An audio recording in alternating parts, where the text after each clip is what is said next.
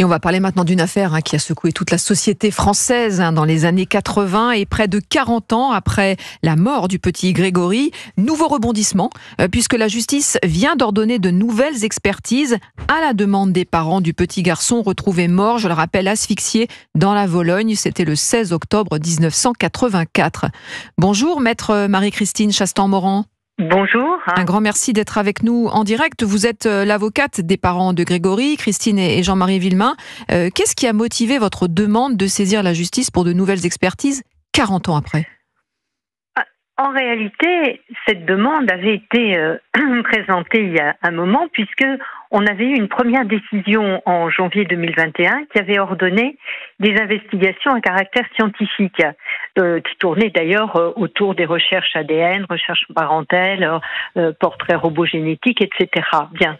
Donc, ces expertises ont été diligentées et Christine et Jean-Marie se sont rendus compte, en définitive, qu'il y avait besoin d'un complément. Ce ne sont pas de nouvelles, de nouvelles expertises, mais se sont rendus compte que, on a retrouvé effectivement des profils ADN et des mélanges ADN, mais que certains de ces profils n'ont pas été comparés avec l'ADN de certaines personnes, alors que ça l'avait été sur d'autres supports. Donc, c'est la raison très simplement, pour laquelle ils ont notamment sollicité cette mesure, qui est une mesure de vérification et de complément. C'est un simple complément à ce qui avait été déjà demandé il y a un moment et obtenu il y a un moment. Maître Marie-Christine Chastan-Morand, avocate des parents du petit Grégory. Alors, qu'attendent les parents justement désormais de ce complément d'analyse ? Il y a une analyse ADN, il y a aussi des analyses audio. Oui. Alors ça, c'est autre chose. Oui, tout à fait. L'analyse ADN, ensuite, il va falloir faire la synthèse de tout ce qui a été fait au niveau de l'ADN, mais une synthèse totale, donc avec ce complément qui est demandé.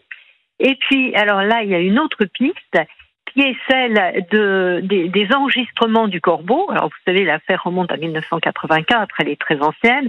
Il y avait eu à l'époque des expertises de voix, mais qui avait été faite avec les moyens dont disposaient les experts et la science à l'époque.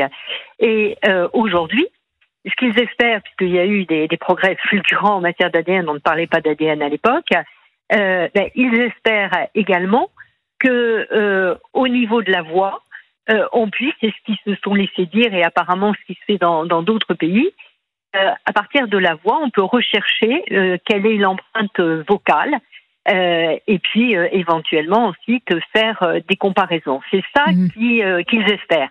Maintenant, est-ce que c'est possible ? Est-ce que ça n'est pas possible ? Est-ce qu'il y a des experts en France qui sont susceptibles de le faire ? Ça, ce sont des questions qui restent ouvertes et c'est la raison pour laquelle la Chambre de l'instruction a ordonné avant-hier une expertise de faisabilité pour savoir ce qu'il est possible de faire ou pas. Et donc ils sont très satisfaits, Christine et Jean-Marie, parce que c'est ce qu'ils demandaient. Et donc, la porte n'est pas fermée. Ils ont l'espoir, qu'il y ait des choses qui soient tout à fait faisables. Et ils espèrent d'autant plus.